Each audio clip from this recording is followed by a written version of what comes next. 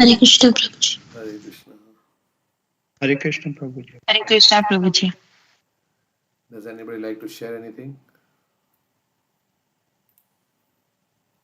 Okay.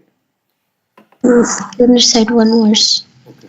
Go ahead. Yuvatinam yatha yuni yunam cha yuvato yatha mano viramate tadvan mano me ramatam tvayi. So the source, the devotee is praying that as the minds of the young girls take pleasure in thinking of the young boys, and that of the young boys take pleasure in thinking of young girls, may my mind take pleasure in thinking of you, Krishna. So sometimes, yeah, this is Raganuga Bhakti, right? There is spontaneous attraction. It's like nobody has to teach. At a certain age, this attraction matures, like develops, right? The little boy and little girl, they are playing, they have no attraction. But when they reach a certain age, then automatically the hormones and all these things start happening. And there is natural attractions. As they mature in age, similarly as we mature in devotional service, then automatically our attraction for the Supreme Lord will be like spontaneous. As mature devotional service means spontaneous devotional service. So we will feel, oh, this is so nice. And we'll find so much pleasure in chanting the holy name, in hearing about Krishna, chanting and Shravanam and Kirtanam, and all the other services for Krishna. So one will feel so much happiness and pleasure. So, yeah, that's our natural situation to have spontaneous attraction for God in love. Okay. All right, so continue with some verses from the Bhagavatam. And Bhagavatam, actually, reading Bhagavatam, hearing Bhagavatam every day brings about that. Bhakti Rutpadyate Pumsam Shoka Moha Bhayapaha. What is the first line? By rendering, giving reception to this Bhagavatam, then Shraddha Dhan Muni. Yasyai Shruyamanayam Krishna Krishna Paramapurush Bhaktir Bhakti Utpad. Upadante Pumsam Shokam Bhayapya. Utpad means production, right? Production. Utpad. So by giving oral reception to this literature, which is compiled by Vyasadeva, Chakre Satvata Samhita, is compiled this with Vedic literature, uh, so that we can become free from all miserable situation and we can experience happiness. So Krishna consciousness will make us so happy that we'll be dancing in bliss. Um, yeah, we'll be so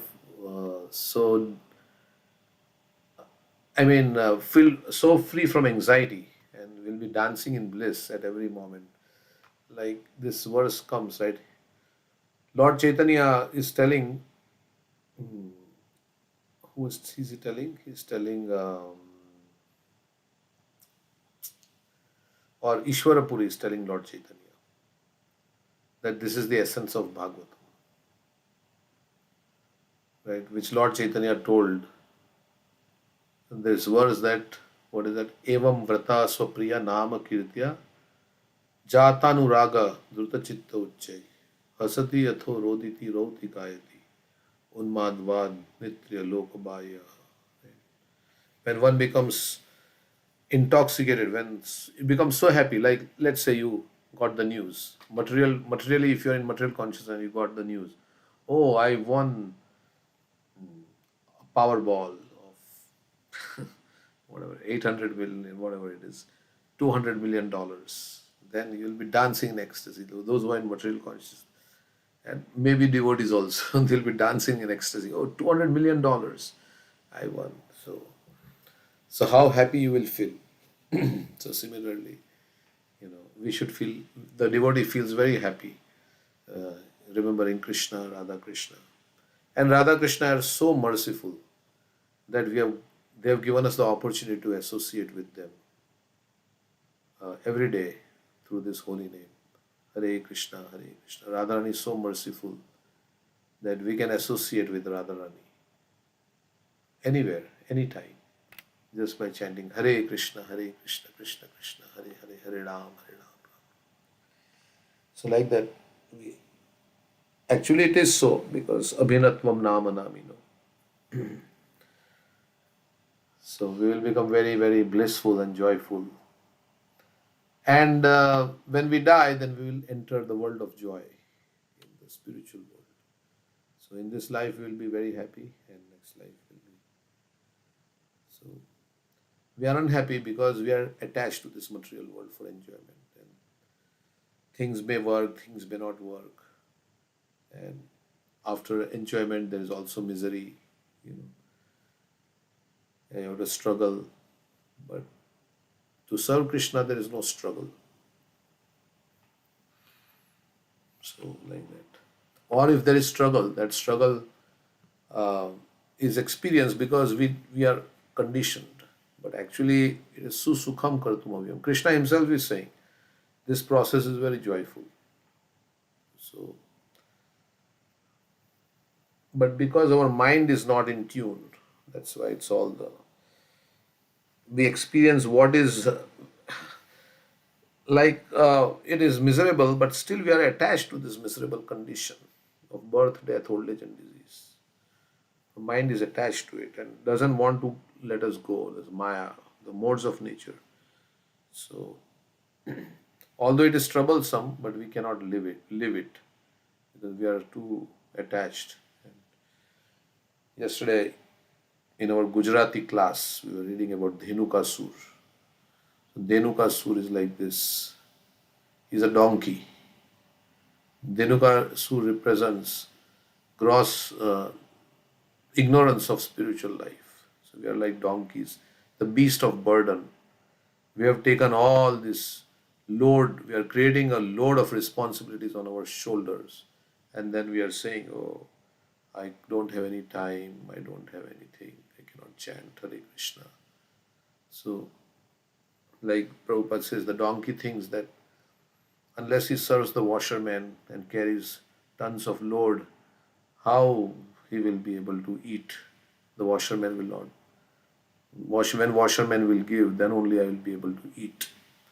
So, like that, we are also thinking, unless I do so much hard work in this material existence, then I will not get my sustenance. The Dhenukasur mentality, right? And Dhenukasur didn't want to part with the fruits, right? So, our I, heart is. me, and mine. Huh? These fruits are mine, like I, me, and mine. So he was residing in Talwan. Talwan is the forest. So our heart is Talwan, and we have fruits of love of Godhead and service to the Supreme Lord. But Dhenukasur is not allowing us to offer the fruits of our love residing in the Talwan forest.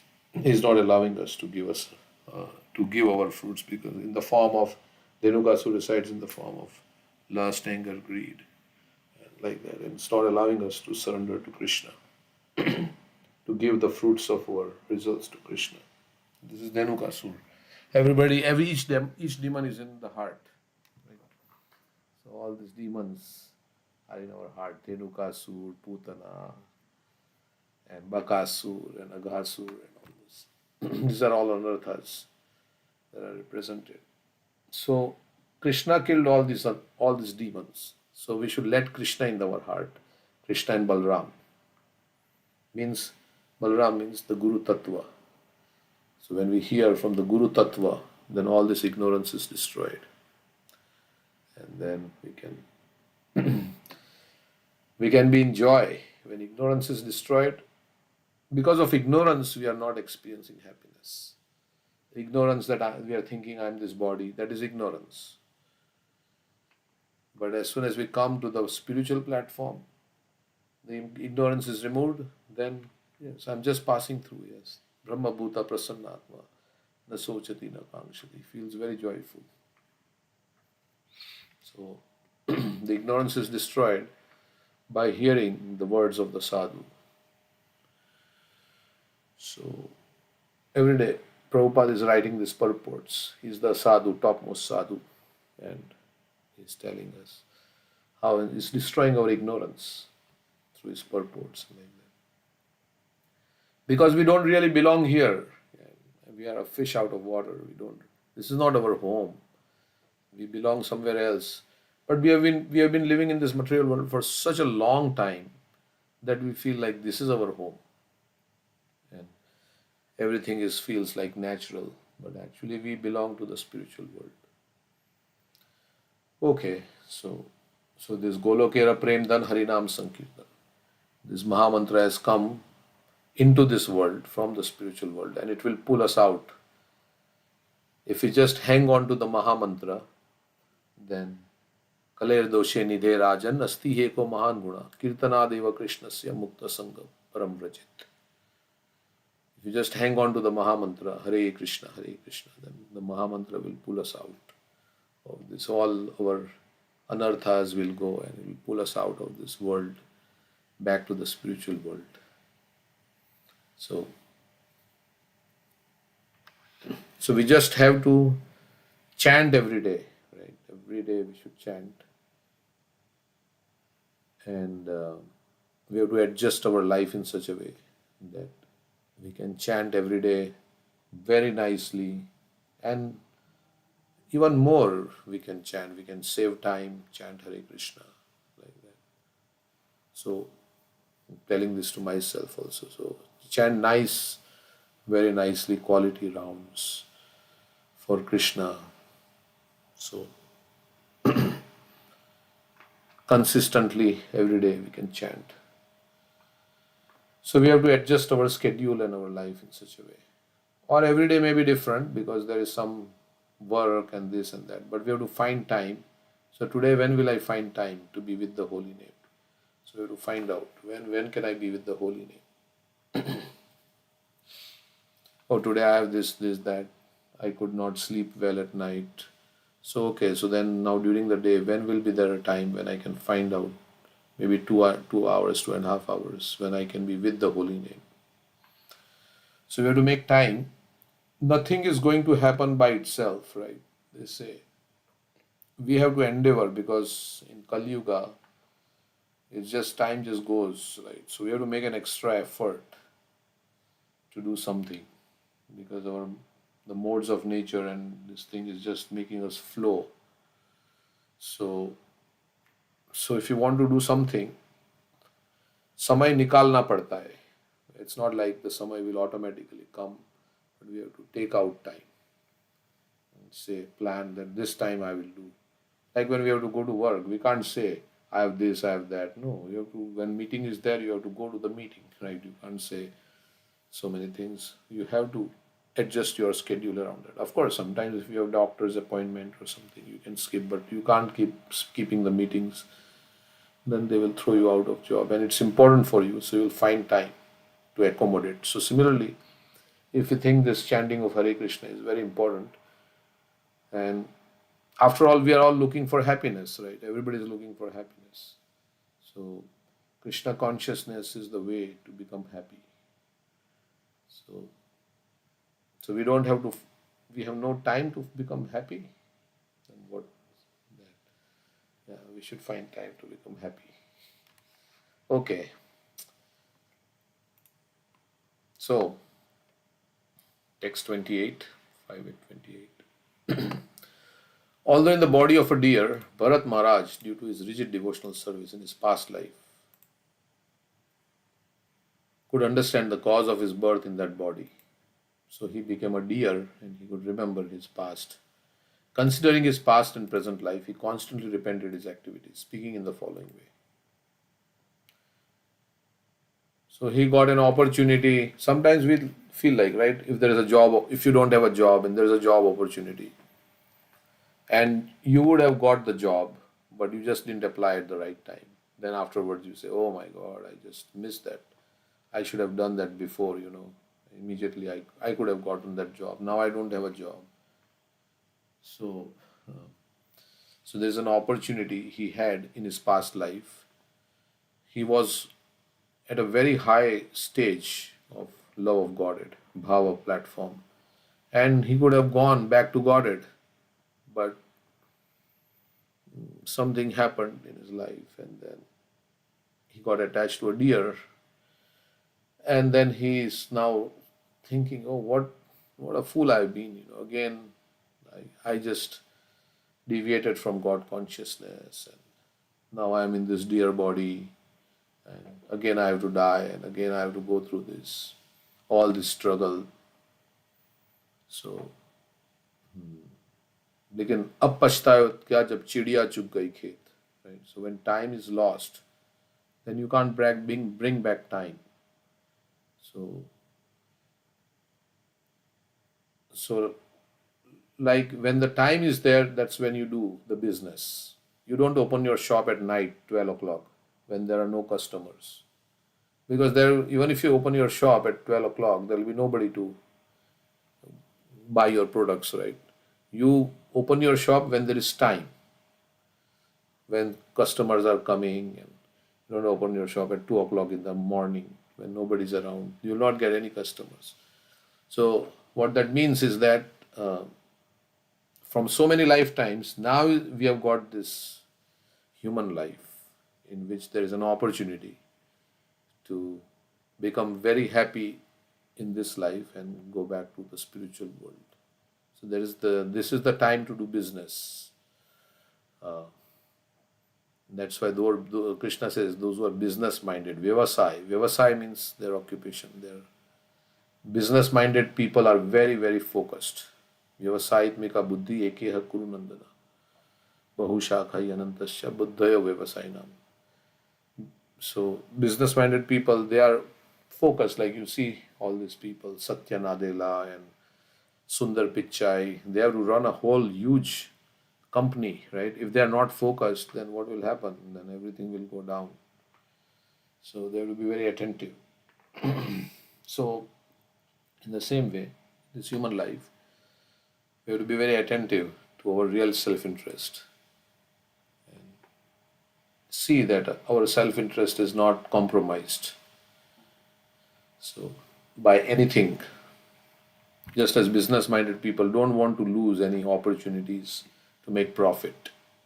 So we've got this opportunity to make profit, and like that. So considering his past, so he got an opportunity, but he ruined it.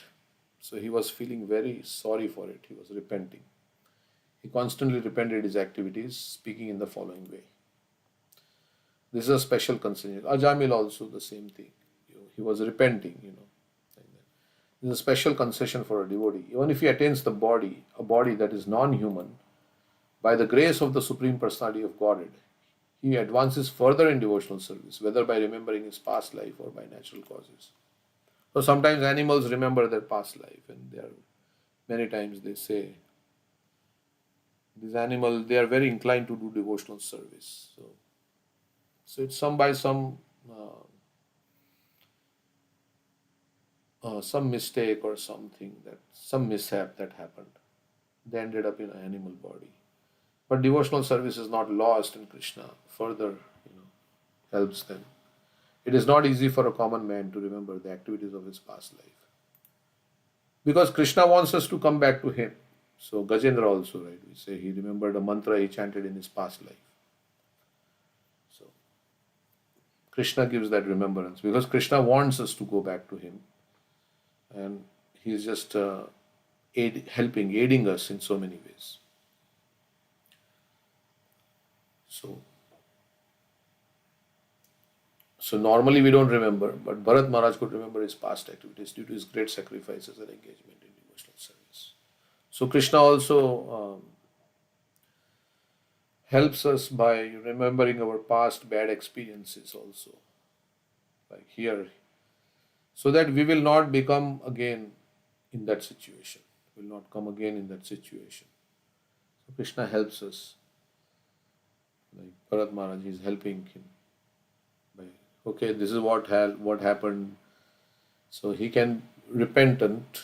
If you become repentant, then you become detached. No, I will never do this again because this is like not good for me. I will now just progress on the path of bhakti. Ajamil had that kind of experience. So when he went to Haridwar, after he saw the Yamadutas and the Vishnu Dutas, then he became, yeah, it was a very horrible situation. I would have gone to hell and suffered so much. I've been given another chance, second chance. Now I should.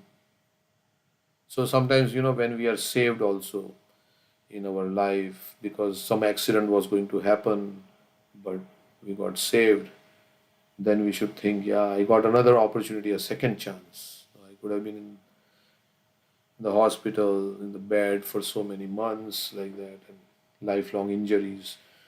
But Krishna saved me. So now let me devote this life to Krishna remaining. Okay, normally we forget, and that's how, because again we become complacent and we think, yeah, that's not. So, so we should remember the good fortune. Constantly remind ourselves, right? We have to deliberately meditate on all these advantages that we have got. Then, like when we are chanting, uh, if we if we remember all the good instructions we heard of how to chant nicely in between, then the chanting will become good again, right? So the tendency is that we forget. So we have to remind ourselves constantly about our fortune that we have. So in the body of a deer, Bharat Maharaj began to lament. What misfortune! I have fallen from the path of the self realized.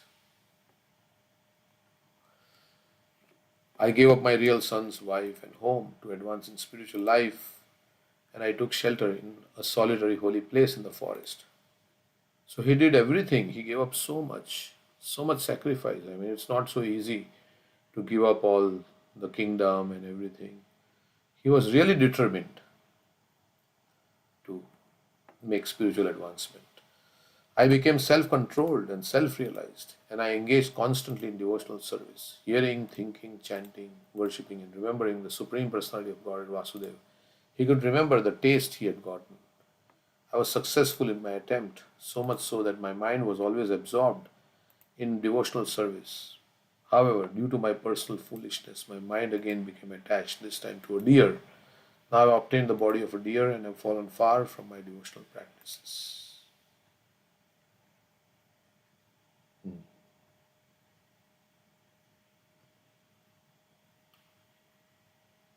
But of course, in that body of deer, he was remembering. His determination became even stronger. And then Jad Bharat, when he took the third birth as Jad Bharat, he became completely determined. So sometimes we have to go through some experiences to make us completely.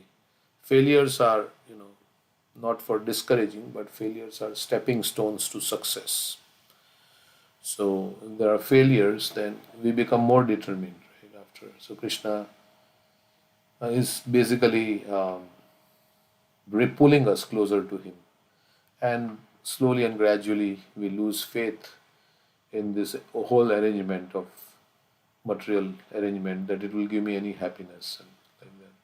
That's what Krishna wants us to come to, that state where we lose all faith in all this arrangement of this material nature, which He really can give me any happiness, because at the end of it, it's all gone in disease, old age, and like that. So Krishna did maybe this thing for Bharat Maharaj. Of course, we read that it was not due to his past karma, but it was he kind of deviated and became casual, and so So Krishna allowed that, and now he became more determined, right? So go ahead, somebody want to say Yeah, Gauranga Darshan Prabhu was saying that Bharat Maharaj in the deer body was more spiritually advanced than the king Bharat, and Jad Bharat was more spiritually advanced than the deer Bharat. Also, I was thinking that in this verse, Bharat Maharaj is saying, due to my personal foolishness, my mind again became attached, this time to a deer. So I guess in every lifetime we become, I mean, we fall down. Somewhere, somehow or the other, we fall down. something. We become attached to so many things. But he's saying this time I got attached to a deer. Yeah. So Like because we he ran, failed in our previous life, right? yeah, he That's ran why out we of are. time. He ran out of time, right? He fell down and he ran out of time. Ajamil fell down, but he had time. He was given extra time. So,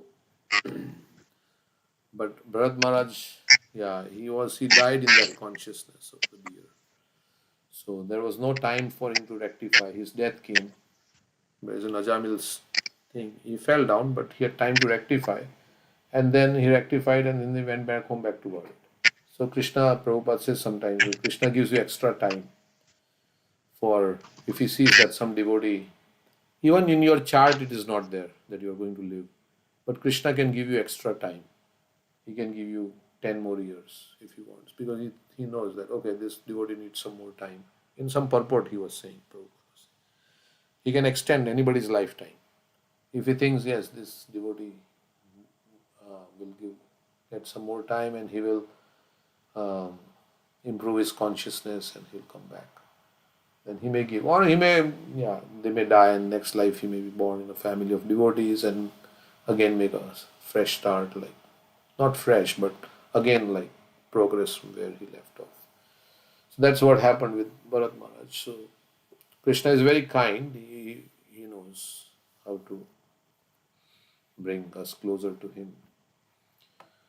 Um, this whole material world is an arrangement by Krishna to bring us closer to him by these problems that we have. So we can go back to our home. Like in prison, life is not comfortable. So prisoners want to behave nicely and they look forward to their release from their prison, from the prison. So similarly, here it's not very comfortable, and so we can turn to Krishna. And somebody who is behaving nicely, then maybe also Krishna gives all facilities so that's why Prabhupada said if you chant Hare Krishna nicely, then all necessities of life will be supplied. So everything will come from chanting Hare Krishna. Because now you are becoming good, then all facilities will be given. If you are becoming bad, then if you are going away from Krishna, then Krishna may curtail the facilities so that you come back to him. So yeah, you want to say something? We should have the same repentance because we also failed in our previous life. That's why we have this another Yeah. birth. Because we also became attached. Yeah. Even the child in the womb has these prayers where he remembers his past 100 births and he is repenting. Oh my God, I got into another mother's womb. Now I promise that I will not fall again in Maya. I will not get into another mother's womb. But then when the child gets out, it again goes into Maya with parents surrounding it and he forgets all the distress of the childbirth. Yes. So repentance is good for making spiritual advancement. Only thing is, it should not make you depressed. That's the only thing. But repentance of bad things that we have done, and we've missed our past, opportunities. So many opportunities we missed. So that's good.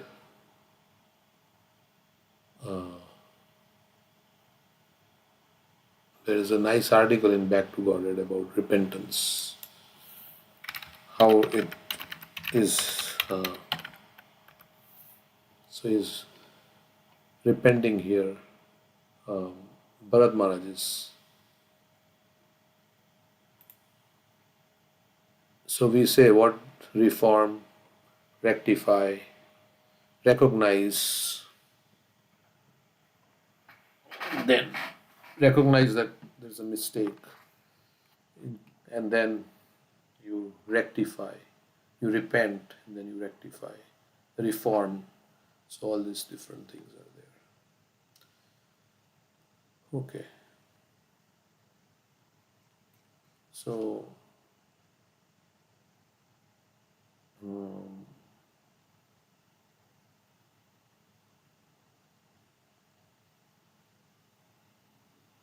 let's read something about it. This mistakes, why we make them, and how can we rectify them. To err is human, so goes the saying. So we all make. Safely, we can add three more details to the list: tendency to fall under illusion, cheating propensity, and imperfect senses. The conditioned soul is bound by these imperfections, but in this article, I'll focus on the tendency to commit mistakes. All of us make mistakes. Srila Prabhupada say that to make a mistake is not wrong, but to make a mistake and not learn from it, that is wrong. In this regard, there is a nice story in Black Lotus, the biography of His Holiness Bhakti Tirth Maharaj. Bhakti Tirth Maharaj was having some problem with his colleagues in the library party. At that time, he happened to be with Srila Prabhupada in India. So he was distributing books in libraries. So he was having some problems with the devotees who were on that party. One day, Srila Prabhupada had received some injuries on his hands and legs, and he called Bhakti Tirth Swami and indicated to him to put a paste of neem on his injuries. While doing so, Bhakti Tirth Swami got so nervous that his hands began shaking and the medicine started spilling all over Prabhupada's dhoti and kurta. He thought, now Prabhupada is going to shout at me, he's going to kick me out of the room. So Prabhupada had some injury and he told Bhakti, can you please apply some balm or something, neem. Then he was nervous and it went on to his clothes. But he saw that Srila Prabhupada did not speak anything, he just smiled. He got the realization, even if I make mistakes, Srila Prabhupada will love me and not reject me. So Krishna is like that. Even if we make mistakes, Krishna still loves us. It's not like, what is it said?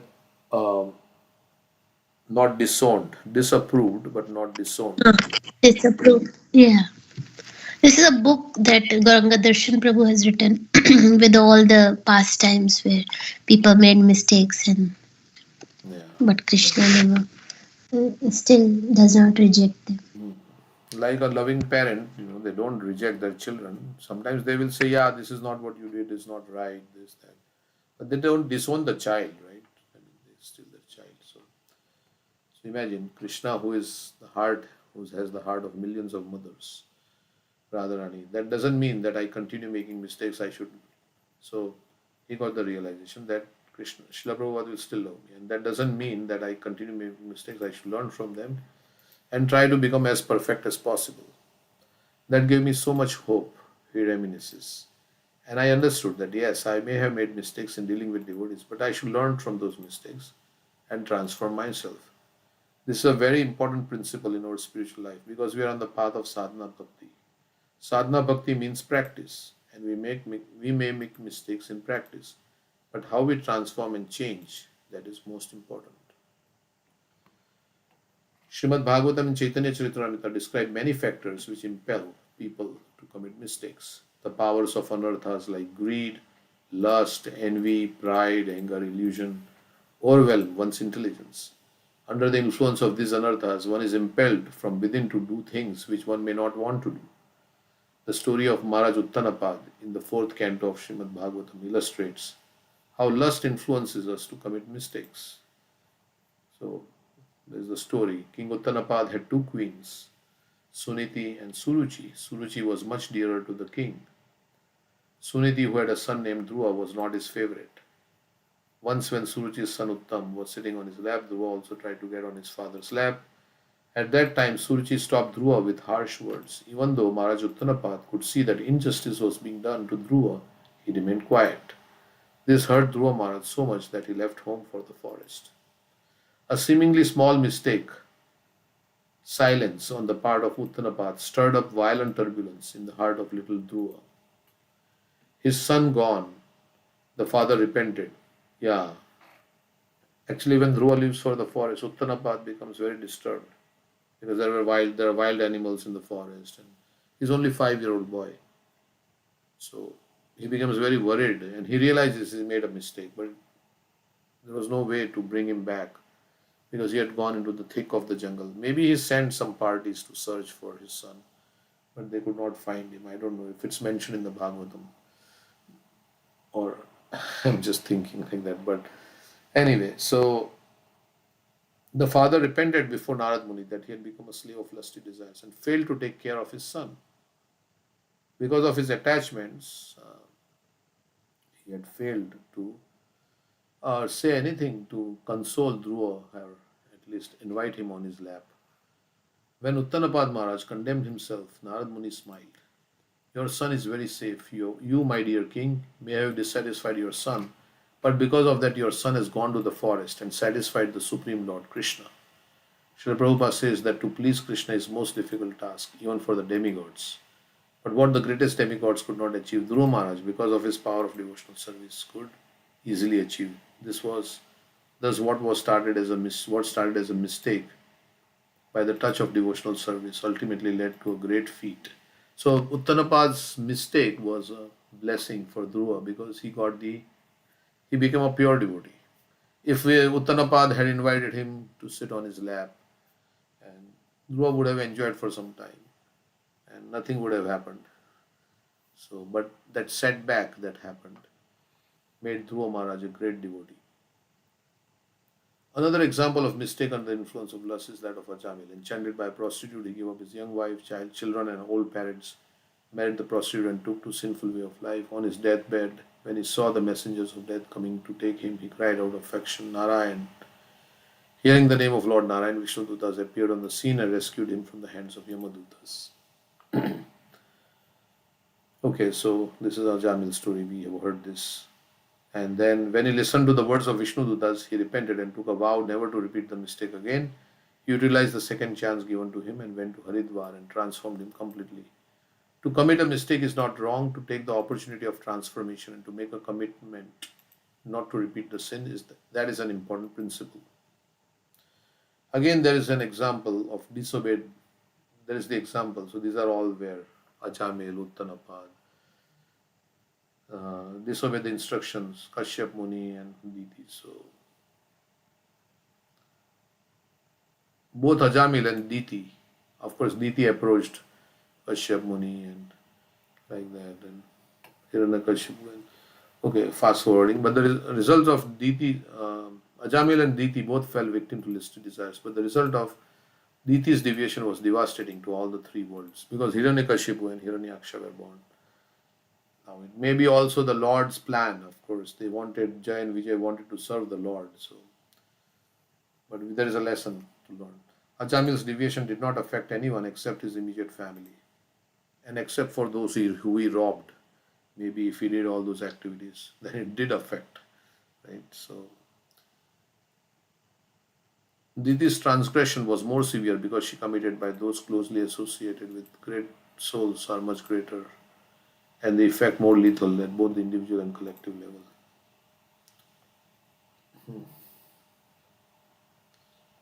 Of course, because Kashyap Muni was a great devotee. Along with facility comes responsibility.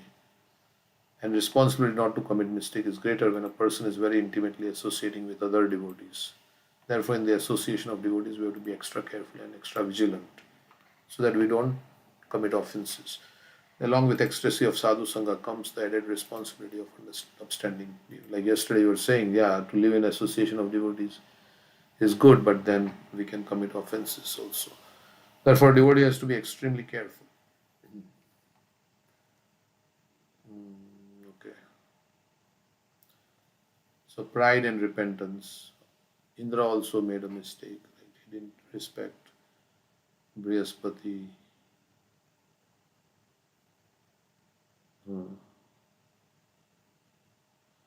Nalakur and Manigriva also kind of. So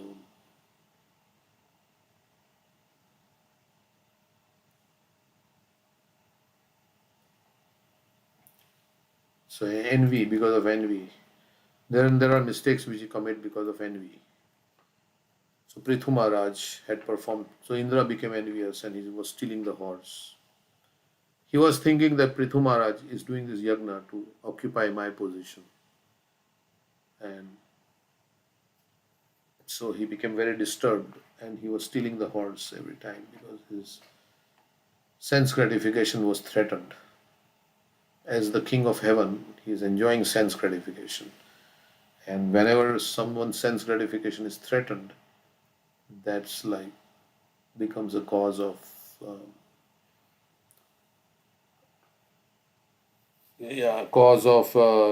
envying others, like those who threaten your sense gratification.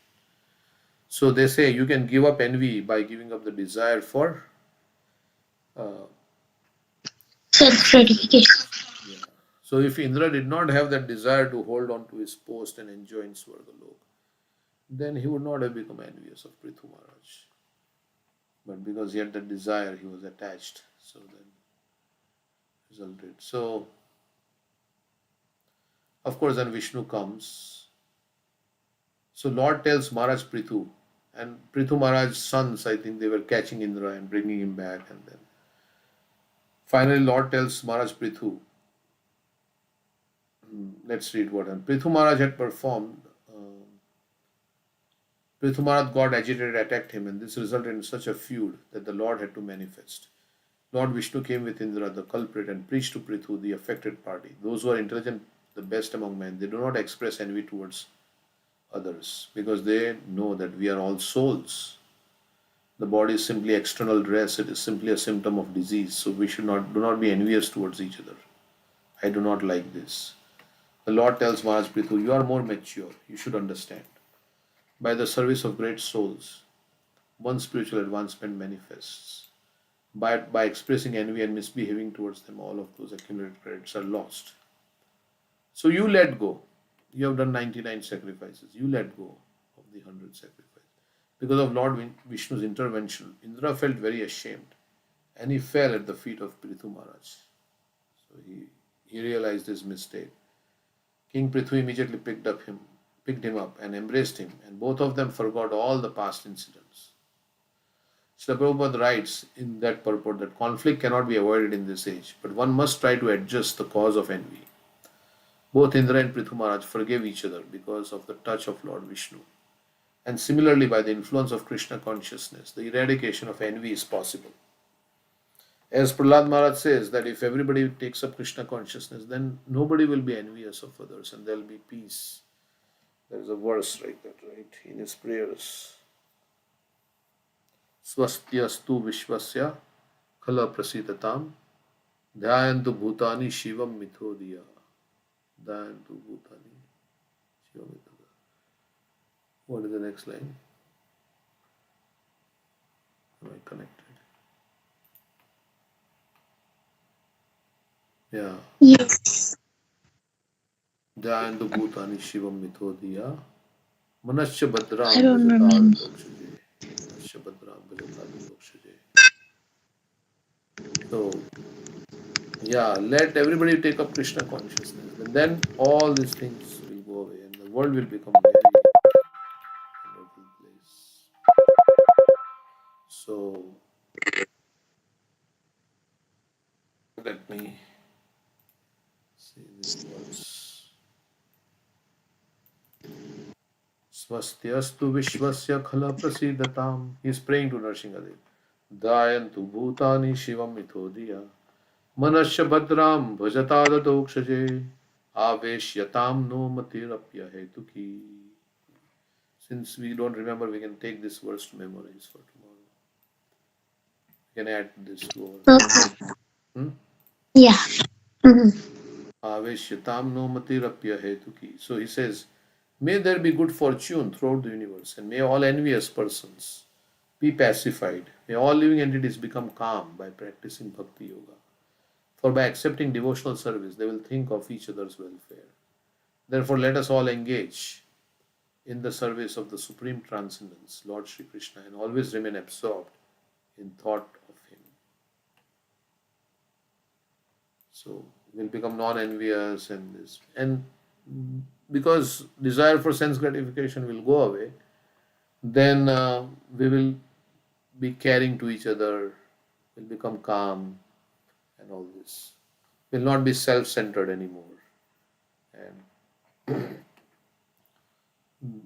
because when there is desire for sense enjoyment, then we become self-centered. So,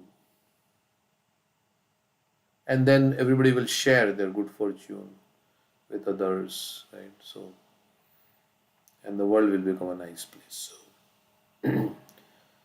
So this all happens when we actually genuinely become God conscious. Then all good qualities will develop. Yasyasti bhaktir bhagvatya kinchana sarver gunais tatra samasate sura harava bhakta kuto mahadguna manorathe nasati thavatu bahi. So this knowledge by the Lord's words or his devotees' words, transcendental knowledge is revealed. This knowledge acts as a medicine, treating all the anarthas, and makes one realize that one should not behave in a degraded, envious way. Therefore, one should try to honestly follow the instruction of great souls. So that's where the gurus come in our life. Srila Prabhupada was instructing his devotees. So we should put ourselves under the guidance of the great souls. Because otherwise we are under the influence of our mind. And then mind is very conditioned, so it will do all kinds of nonsense things. Srila Prabhupada was instructing his devotees that unless a person preaches Krishna consciousness, very soon he will become envious. But because what brings us to this material world is envy for Krishna. So the more we preach the glories of Krishna, the more we'll become purified. So, yeah, preaching Krishna consciousness means talking about the supremacy of the Lord. Then we'll forget our own supremacy. We are talking about Krishna's glory, God's glory. So then we'll become less envious. Of course, we preach Krishna consciousness not for our own glory, not to become famous or things like that, to be recognized. And we preach Krishna consciousness for the satisfaction of Krishna, and because Krishna is glorious. So, like that. And because the Lord also wants to glorify his devotee, so then the devotee becomes famous. But the devotee doesn't want to become famous, right? So he's not doing that preaching to impress people and like that, to get some name and fame. He is genuinely wanting to glorify Krishna. And if we are in this consciousness of genuinely wanting to glorify Krishna, then we'll become non-envious. Because Krishna is the enjoyer. I am not the enjoyer. The more we preach the glories of Krishna, the more we'll become purified. And the more we share Krishna with others, the more we'll become non-envious. So therefore, to overcome the influence of this envy, just give Krishna to others. The influence of envy is seen in another interesting pastime of Indra and Diti. What happened between Indra and Diti? Let's see. We know that, but we'll read this. When Diti's son, Hiranyakashipu and Hiranyaksha, were killed by the Supreme Lord on the behest of Indra, so Narsingha Dev killed and Varaha Dev killed, Diti vowed to have a son who would kill Indra. Of course, Vishnu killed both of them, but because Indra was homeless, right, and then they went to Brahma, I think they went, and somehow the Lord descended. The Lord said, I will descend when Hiranyakashipu will torture his son Prahlad, then I will come and finish him off. So, actually, Diti should have been upset with Vishnu, but she can't be upset with Vishnu, so she probably became upset with Indra. Because Vishnu, who can defeat? Again, she charmed her husband Kashyap Muni to give her this benediction. So she did service to Kashyap Muni. When Indra came to know about this vow, he, with a duplicitous heart, offered to serve Diti while secretly looking for an opportunity to destroy her vow. So she was following a vow. Kashyap Muni said that this is what you should do. She pleased Kashyap Muni by her service, and Kashyap Muni gave her the way how to get a son Um, isn't it? There's a whole thing, chapter on this, so many verses on this. What really happened? Somebody remembers and wants to say, did Yeah, she did a worth. What is that worth called? But Payovrat is uh, not there. Payovrat, isn't it? Payovrat. Yeah, yes, yes, Payovrat. So Indra, he understood that this is what Diti is doing. So he entered the womb of Diti. First, he made friendly relationships with her, and like he entered the womb of Diti and cut the babies into seven, and then the Maruts were born. Indra also came out of the womb. But did Kashyap Muni know that Diti has the desire to, because he revealed to her how she could get a son, but she had a son. She wanted to have a son, but did Kashyap Muni know that Diti wanted to have a son who would kill Indra? And in spite of knowing that, he gave her the benediction. Is that, or he gave her the I think process? she was serving him very nicely. Hmm. I don't think that she had revealed at that point. He had not revealed. Okay. So she got the blessings by serving him. Okay. Because then it would mean like Kashyap Muni is giving her a benediction, which she wanted like a son to kill Indra, who's a devotee, but I don't know how. No, no, no. So he didn't give the blessing that the sons will kill Indra. She Hmm. wanted to get a son. So But he gave her a in son. her mind, But she wanted a those, son to kill Indra, right? She wanted a son. It says here, did he vow to have yeah, a but son? what she got, the Maruts, they actually became devotees, they became demigods because the process that she was following was a devotional service Hmm. process. She was chanting mantras, being clean, So getting up did Kashyap early. Muni trick her? So, Did Kashyap Muni although trick her? she's from a demoniac side, her babies were demigods But did because Kashyap Muni the trick her? process. Hmm? Did Kashyap Muni trick her and gave her the process of devotional service? Although Yeah, she, I think so. I think so. Yeah, he tricked her, gave her the process of devotional service.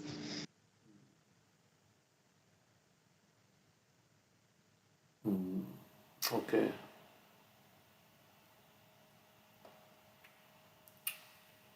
okay. Anyhow, so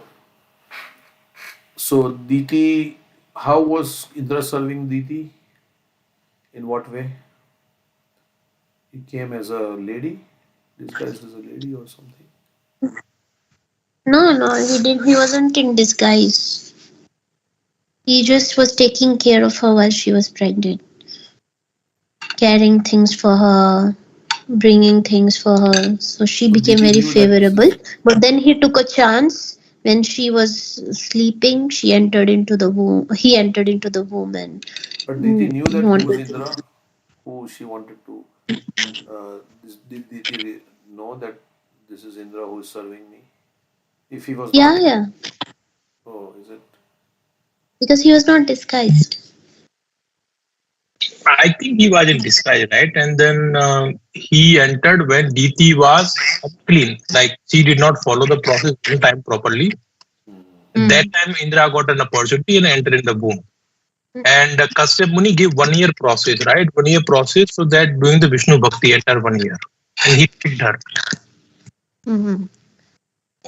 Yeah, but he's okay. I can check, but most probably he was not in a disguise.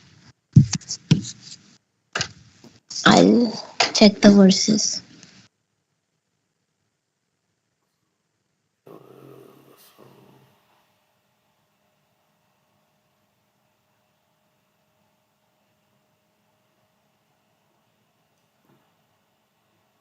So this is in Canto 8, executing the. This is chapter 16.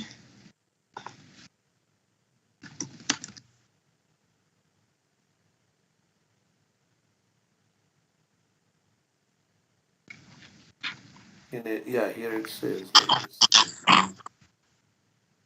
Yet because I've been satisfied, so Kashyap Muni is pleased. So he says, I've been satisfied by the activities of your vow. O goddess Aditi, I must find some means to favor you, for your worship of me never goes in vain. You have prayed to me and this by performing the great Payavrat ceremony for the sake of protecting your sons because of Kashyap Muni. So this is actually who is saying this? Supreme Personality of Godhead appeared before her and saying, okay. Then let's see, fast forward when Indra comes.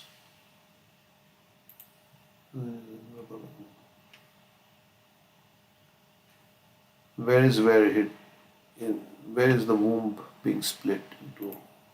Which verse is that?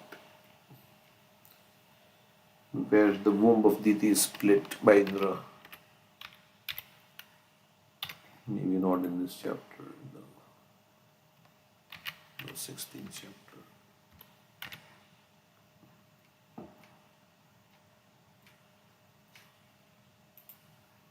Okay. Not here.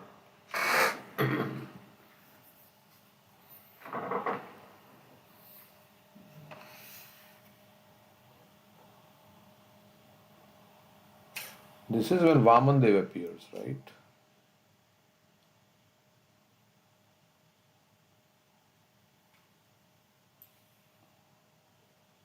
This is 6th canto. We are in the 7th, 8th canto. There is another.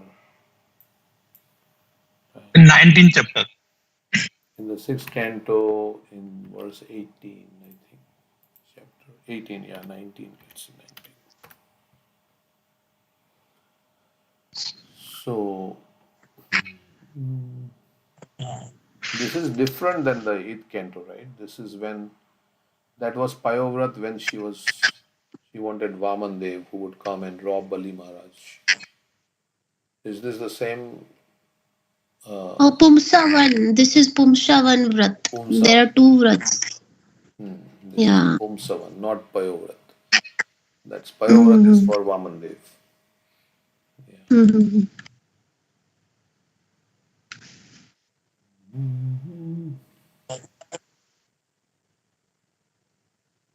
Okay, so this is the Vrat she's explaining. 6th canto, 19th chapter. 618, yeah. So where is the Indra coming? That's what I want to see. Okay, so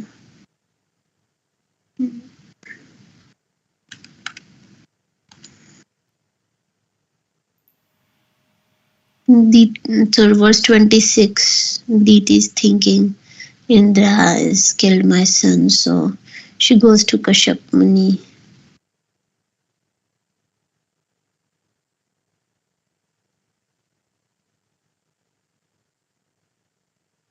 Here. Okay, I want a son who can kill Indra. She's directly saying that.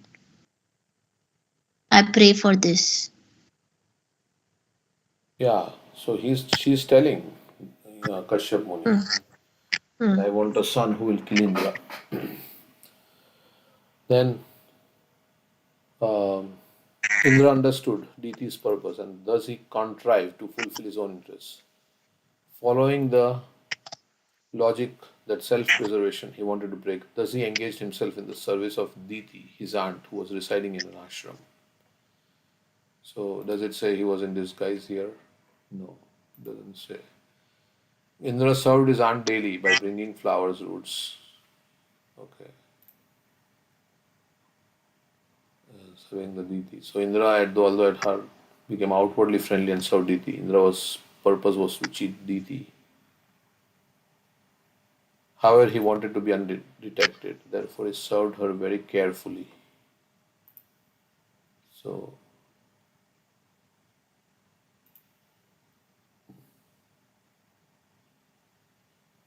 she forgot to wash her mouth. Okay, so it doesn't say she was in disguise. So, but yeah, we would think like that, but it doesn't say. Okay, so anyway. Like her heart changed. Her heart changed only. When like she became very favorable to Indra because Indra started serving her. So Yeah. she no longer had the desire that my children should kill him. Yeah. So, yeah, we'll finish this. Yeah, that's the coming up this story. When Indra came to know about you, he offered to serve Diti while secretly looking for an opportunity to destroy her vow. Although Diti was aware of Indra's hideous plans, she agreed to his proposal because she was confident that her performance of the vrata would be perfect.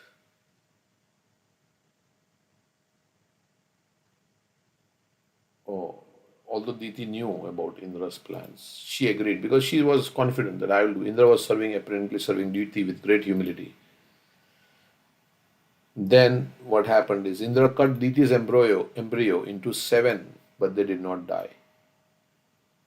He was serving with deceit, externally manifesting a service attitude, but he was just like a hunter who goes to hunt deer in the forest. The hunter wears the dress of a deer, and when the other deers come near, he kills. So, like it's like Putana. Putana is also like that. She came with the desire to like please Krishna, but she actually okay. I think there is 101. We need to remove somebody who wants to join. It's increasing this number of people. I think I have to delete some guest. Why it's not allowing me? Okay. One day Diti made a mistake in following her vrat. At that time, Indra took advantage and entered her womb and cut her embryo. They didn't die though, but shouted, please don't do this. Indra cut each of them into seven pieces. They became 49. Still they survived and started telling Indra, we are our brothers, don't kill us.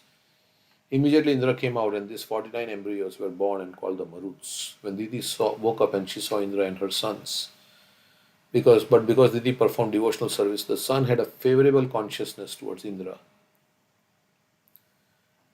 So although Diti is the mother of the demons, she performed devotional service, so her children were in favorable consciousness. Um, and because Indra was also serving Diti in a favorable way, he was also affected. And when these children started shouting, we are your brothers, Indra also didn't feel like killing. Srila Prabhupada says this is the power of devotional service, that even if there is envy, gradually it gets purified.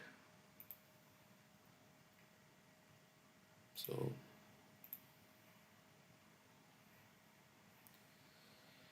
Diti first said, oh, please forgive me, Indra, I was envious, I wanted to kill you. Indra replied, what to speak of you? I also wanted to kill. So both wanted to kill each other. I mean, the sons would kill Indra and Indra wanted to kill. Prabhupada describes that because Diti expressed her intentions honestly, Indra also felt enlivened and eager to express his heart. Therefore, both of them became close and could communicate freely. Sometimes open communication, revealing our faults and accepting our mistakes, that can change the whole thing. Diti had made a mistake by allowing Indra to serve, although she knew that he did not have good intentions. Therefore, a master may not have very good servants. So she knew that Indra didn't have but she was confident that she will do her vrata. They may have duplicitous motives, but because the master is performing devotional service, Krishna protects the master.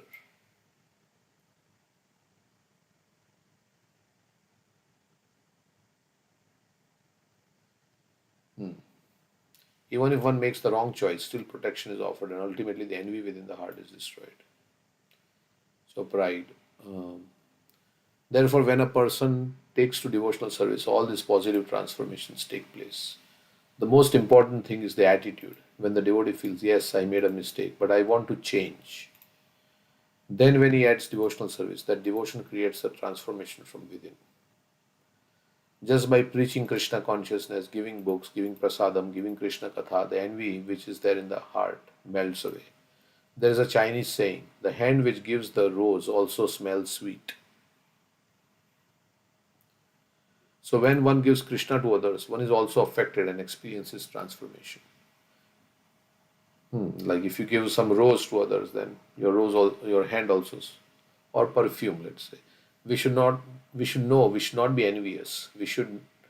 We know what should be done, what should not be done. But still, because of anarthas, our actions go beyond our control. But even if that happens, that is not the end of the world. If we just realize our mistakes and take shelter of Krishna, things can change for good. So we have committed thousands of mistakes, right, in our life, this life and previous lives and so many.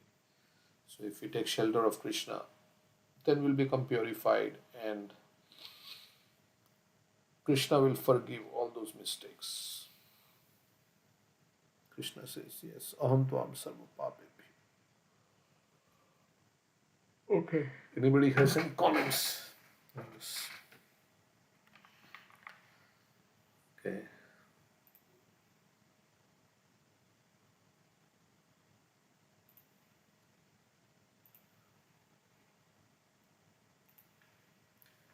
So then,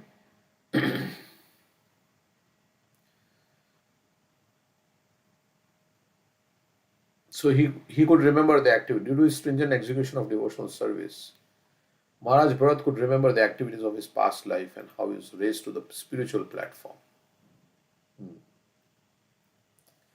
Due to his foolishness, he became attached to an insignificant deer and thus fell down and had to accept the body of a deer. This is significant for every devotee. Now is the instruction Prabhupada is giving. If we misuse our position and think that we are fully engaged in devotional service and can do whatever we like, we have to suffer like Bharat Maharaj and be condemned to accept the type of body that impairs our devotional service. If you feel I am like a senior devotee, I am this, I am that, I am very advanced in devotional service, I can do whatever I like, I can criticize anybody like that. Only the human form is able to execute devotional service. But if we voluntarily give up this for sense gratification, we certainly have to be punished. So this punishment is like we get another body. This body is a punishment, right? Because it gives you a lot of misery. This punishment is not exactly like that endured by an ordinary materialistic person. By the grace of the Supreme Lord, a devotee is punished in such a way that his eagerness to attain the lotus feet of the Lord Vasudeva increased. So through that situation, Bharat Maharaj became even more determined. So for the devotee, Krishna creates a situation so that his eagerness to go back home, back to Godhead, to become Krishna conscious, becomes even more. By his intense desire, he returns home in the next lifetime. Devotional service is very completely described here. Tad anushravan manana sankirtana aradhana anusmarana abhiyogena. The constant hearing and chanting of the glories of the Lord is recommended in Bhagavad Gita. Satatam kirtayanto mam yatantasya drida vrataha. Those who have taken to Krishna consciousness should be very careful that not a single moment is wasted and that not a single moment is spent without chanting and remembering the Supreme Personality of Godhead and His activities, which is also in Nectar of Instruction. This is the essence of all advice. That, and it is difficult to do that all the time, right? But when our love increases for the Supreme Lord, then we can do all the time. We can serve, we can chant, we can hear. When we fall in love, then there is not like enough time that we think that now I have had enough time with my lover. You never feel like that. You always want to be in the company of the lover because it's very pleasing situation. So similarly, when we fall in love with Krishna, then we'll never feel like, oh, it's enough now. We'll always think of being in Krishna's company. So, and to be in Krishna's company, we can hear about him. And chanting his names also puts us in his company because chanting name is non-different from him. So, by his own actions and by the actions of his devotees, Krishna teaches us how to become cautious in devotional service.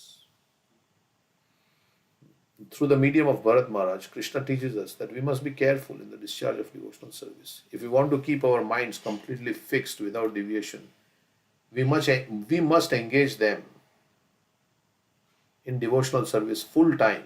Means all the time keep your mind engaged. An idle brain is devil's workshop. So keep mind focused on Krishna, on God, on God's service. As far as the members of the International Society for Krishna Consciousness are concerned, they have sacrificed everything to push on this Krishna consciousness movement.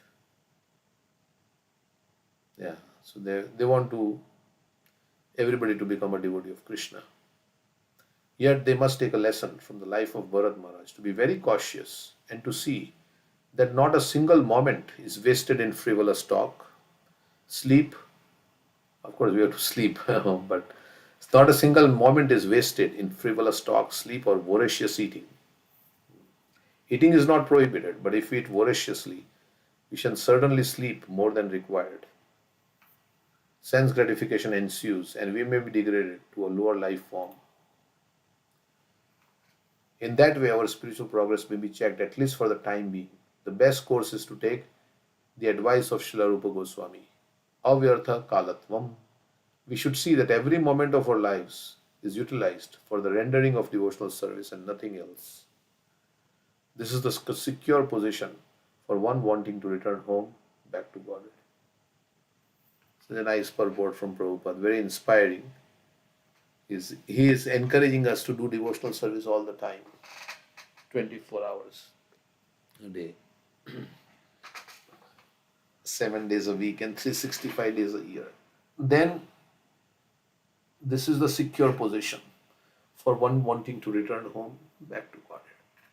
Every moment, he's saying, should be utilized for rendering of devotional service and nothing else. So, sometimes, your Prabhupada says in the 12th chapter, right, the devotee may sometimes be doing this or that service for Krishna. He may be sometimes going and purchasing something for Krishna in the market to cook for him. Sometimes he may be washing the pots. Sometimes he may be doing this service. Sometimes he's chanting. Sometimes he's doing something else. So sometimes he's distributing books. Here he says, 12 to a pure devotee is constantly engaged. Sometimes he chants, sometimes he hears or reads books about Krishna, sometimes he cooks prasadam or goes to the marketplace to purchase something for Krishna, or sometimes he washes the temple or the dishes. Whatever he does not let a single moment pass without devoting his activities to Krishna. Such action is in full samadhi.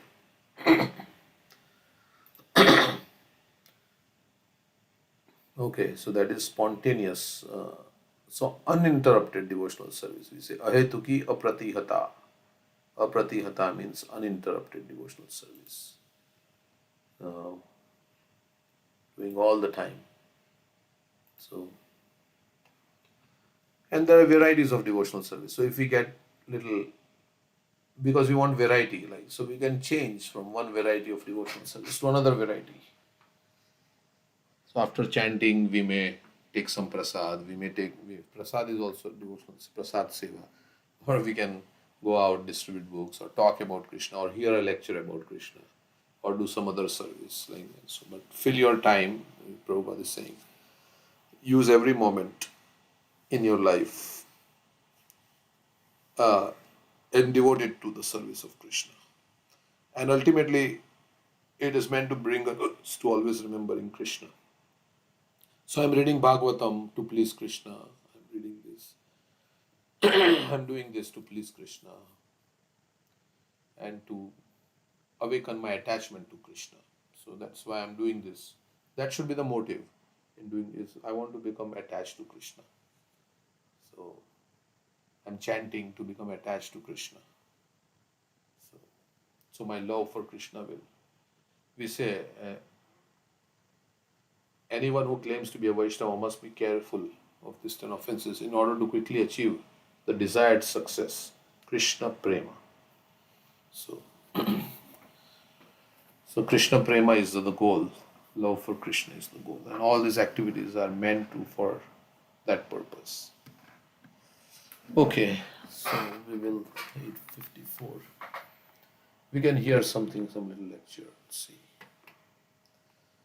5-6 minutes. So, I was reading in Afghanistan, they have banned women from studying, from speaking in public. They can't even speak to their fellow women. That's such a bad situation, Taliban. Even imagine if you're a woman in Afghanistan, then you are like behind closed doors and you have to wear that. Of course, they may say it is according to this or whatever, but for those women who want to express themselves, and that's what they have passed a law. So anyway, that's a different point, but the material world, all different situations can come about. And there is not 10 women, or there's hundreds and thousands and tens of thousands, and maybe half the population is like that. They're subdued like that. And they are protesting, they don't like it, but what can we do? Somebody was protesting and they got beaten up. So like that, there is so many different situations in this world, right?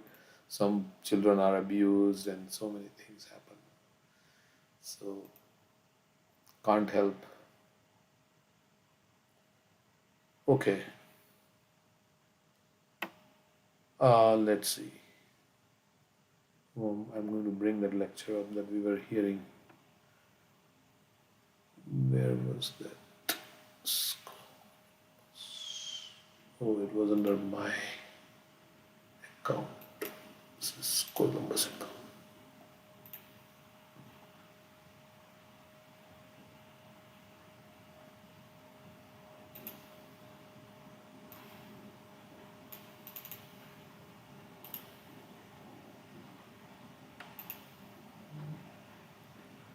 Okay, let me share this.